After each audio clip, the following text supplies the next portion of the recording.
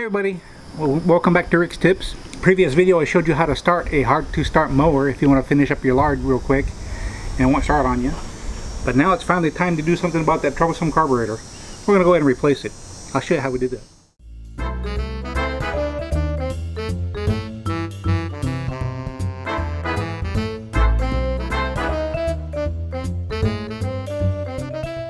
First things first, safety first. Disconnect the spark plug. If you're like me, just when you get your fingers, if you're like me, just when you have your fingers where they don't belong, that's when you pull the cord and to start on you. But you gotta take the engine cover cowling off. That's just 2 Phillips screwdrivers on top. This is a Troy-bilt 21 inch rear bag mulch. Has a 190cc engine, a 675 series. You can get the engine cowling loose. You gotta disconnect or loosen up your pull start up here. Get that out of the way.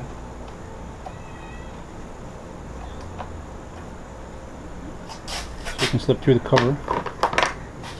Get that out of your way.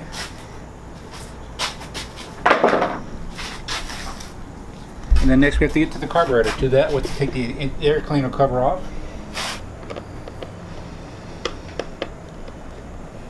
We'll let that loose. Get out of the way. Have yourself some carburetor cleaner. I got this at Ollie's pretty cheaply.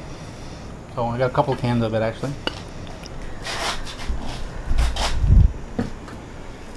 Now before you start taking apart the carburetor and the linkage and everything, it's a good idea to take either pictures or video of it to make sure you can put the linkage back the way it needs to go later on.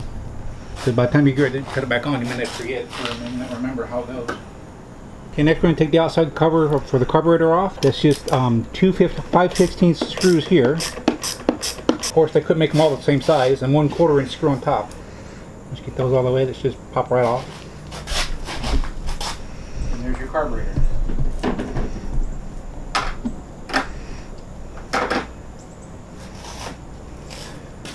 Now, before we actually take off the carburetor, if you still have gas in your tank and you don't feel like draining it out, a little trick you can do. If you get you some vice grip pliers, or I have these hose crimp pliers to crimp off the fuel line to keep it from leaking out. And again, before you start taking the linkage apart, make sure you take video or pictures so you can how they go back together. And then there's 2 screws holding the carburetor on. And you got 2 screws holding the carburetor on. They're going to be 3/8.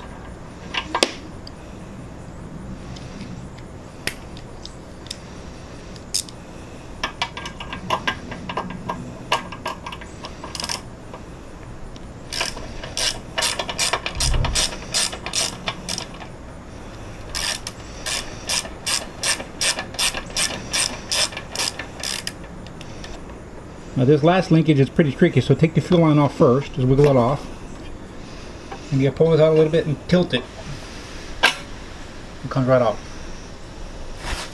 Now this is the carburetor I brought from my tractor. Thought maybe it'd work on it, but it didn't quite. So this part number here is 799866.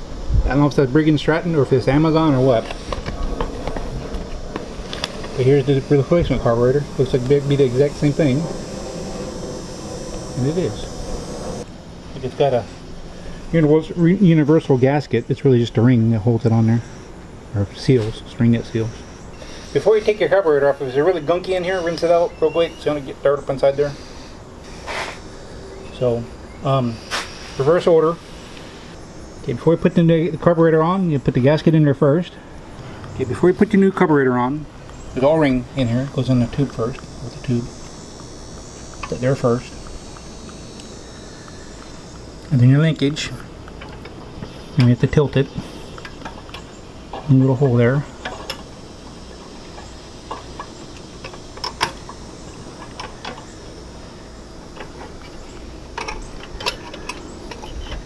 And get your carburetor position, put your screws back in. Now the screw in the back here is kind of tough to get to, so use your extension with your socket.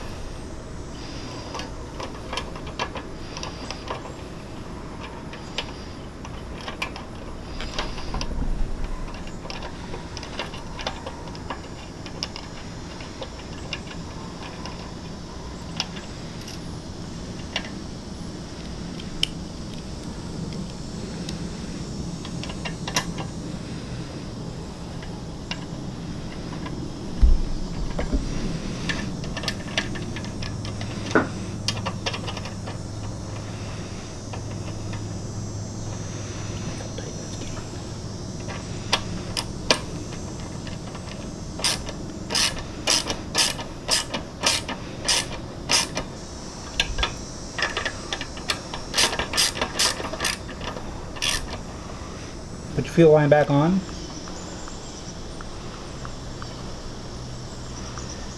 Release your clamp, your fuel line clamp.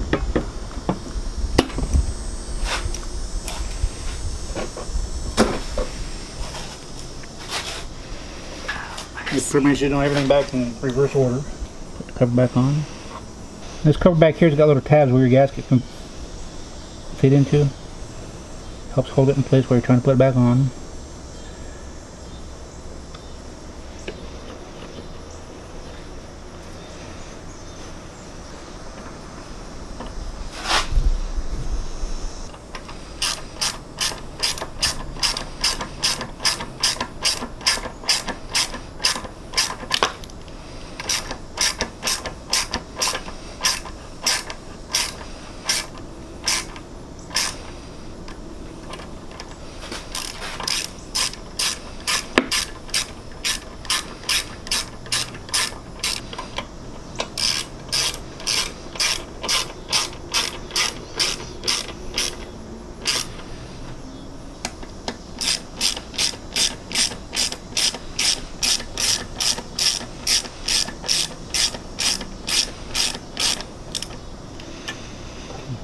Make sure everything moves freely.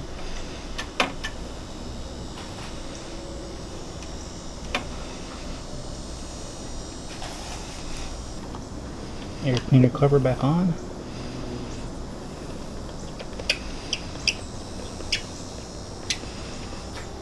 Spark plug wire back on. Now before you go any further, go ahead and try to start it. Make sure it's going to start for you.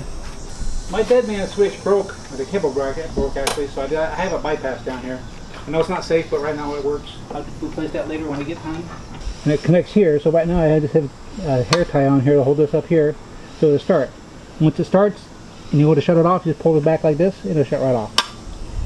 If you need to bypass that like I did.